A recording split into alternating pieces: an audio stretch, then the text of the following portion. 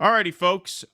Let's take a look at this piece of video, which was from May, so it's not from that long ago, but it recently surfaced as the J.D. Vance nomination pick has brought up the name Peter Thiel in the news quite recently. So here he is at the, what was this, Oxford, fielding a question from the audience about the use of his AI program Lavender by the IDF. In military operations.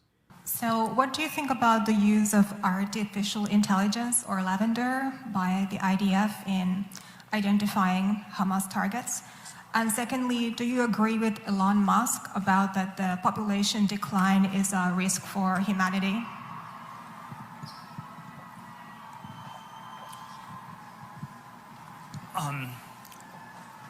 Look, I'm not. Without going into all the I'm not on top of all the details of what's going on in Israel. Be Joe Biden's speechwriter with that answer. Looks like did he do the debate prep for Joe Biden? Did he run that? Whitney Webb, she was recently on Jimmy's show, and that segment made some waves because they talked about whether people will challenge Peter Thiel because of Rumble. So we're calling this segment the, you know what, we're tired of being featured on the homepage. Yeah, right. Yeah, fuck this guy. Fuck this guy. Fuck all these people. Without going into all the I'm not on top of all the details of what's going on in Israel because my bias is to defer to Israel. It's not for us to second guess everything, and I believe that broadly the IDF gets to decide what it wants to do, and that they're broadly in the right, and that's sort of the perspective I come back to. And if I fall into the trap of arguing you on every detailed point, I would actually be conceding the broader issue that the Middle East should be micromanaged from Cambridge, and I think that's just simply absurd. And so I'm not going to concede that point. And what was the other? What was the other question? If he was so uncomfortable with the first question, he should have just taken the second question first. You know what I mean? Yeah. And then just be like, oh, sorry, what was the other question? Yeah, give you a little more time. I just moved on. Look, it is remarkable that no matter what their ideology is, when it comes to Israel, there's one opinion. There's one opinion amongst all of them, from he's Peter a right-wing Thiel fucking to guy Nancy anyway. Pelosi. Yeah. They all have the exact same opinion. Yeah, but right-wing can be, hey, look, Tucker Carlson is right-wing, and he's critical of Not really. Israel. What the fuck's he really said?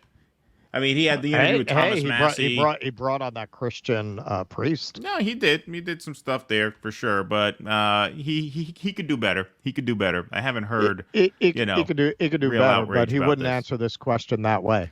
So, what is this lavender thing? This is an investigation by Plus 972 magazine, which is actually an Israeli magazine. It's actually based in Israel. It's founded by 4 left-wing Israelis, a very, very rare breed. And they wrote this article in April of this year. Their investigation. This is a long piece. We're not going to read even most of it. We're just going to give you a little taste of this. A new investigation by Plus 972 magazine and Local Call reveals that the Israeli army has developed an artificial intelligence-based program known as Lavender, unveiled here for the first time.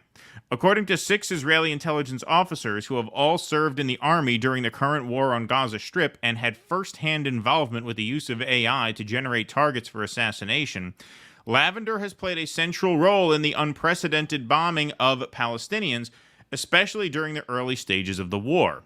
In fact, according to the sources, its influence on the military's operations was such that they essentially treated the outputs of the AI machine as if it were a human decision.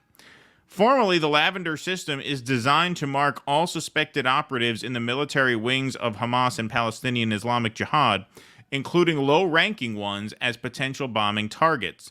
The sources told Plus 972 and Local Call that during the first weeks of the war, the army almost completely relied on Lavender, which clocked as many as 37,000 Palestinians as suspected militants and their homes for possible strikes.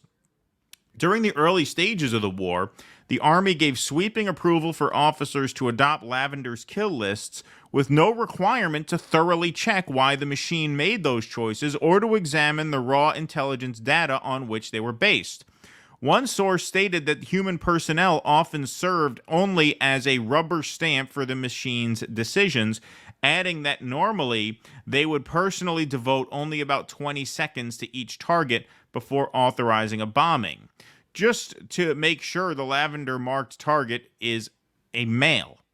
This was despite knowing that the system makes what are regarded as errors in approximately 10% of cases and is known to occasionally mark individuals who have merely a loose connection to militant groups or no connection at all. 20 seconds. Devote 20 seconds to each target before authorizing a bombing.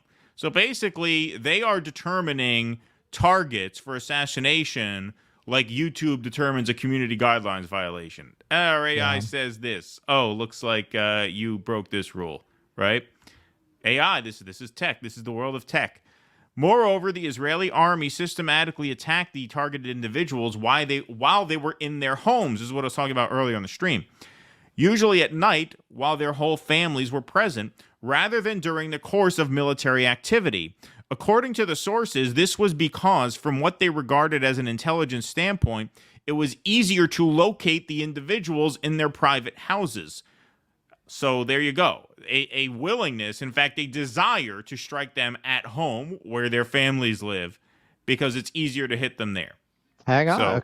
According to Netanyahu and some crackhead who works at West Point that he talked to, Israel has exceeded any efforts to avoid civilian casualties in the history of warfare in the Gaza war. Yeah. Sure doesn't sound like it. No.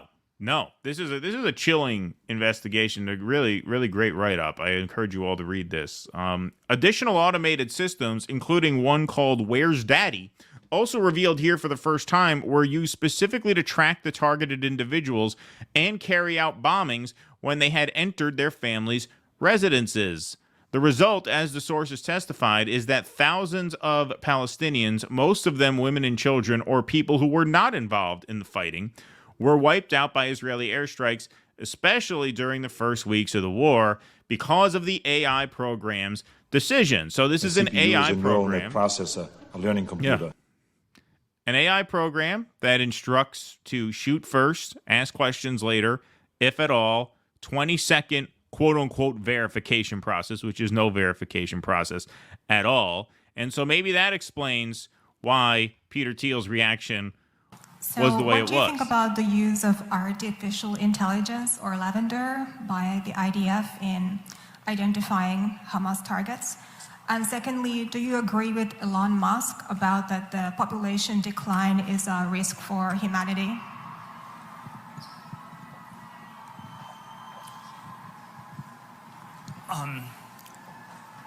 Look, I'm not, He's panicking. Deer in the headlights there. Deer in the headlights there. Oh, she knew what she was talking about, man. She knew her stuff. So this is the article here, and there have been some other write-ups about this, but this is the one that's most widely cited. It's by far the most thorough that I've come in contact with. Plus 972 magazine, which honestly I would actually be very interested to have these guys on the show who started this. We could probably get in touch with them because these guys live in Israel. It's founded by 4 leftists who live in Israel, who have, done a lot of investigative reporting on the Gaza war from the perspective you would expect given this piece here. But that is chilling. That is just nightmarish. And, it's all of a piece. It sounds trivial to put this in the context that I put it in now, which is I learned the ethos of big tech from driving Uber. Like, you really see the whole thing there. Yeah, we'll make a program that says who's a terrorist and who's not. And yeah, there's error, and sometimes we'll get it wrong, but who cares? Yeah. Who cares? Move fast, bomb things. Yeah, move fast, bomb things. Exactly. What a terrifying thing that is. That is the Terminator. Yeah. Yep. Exactly. Exactly. It's the real life Terminator. Please clap.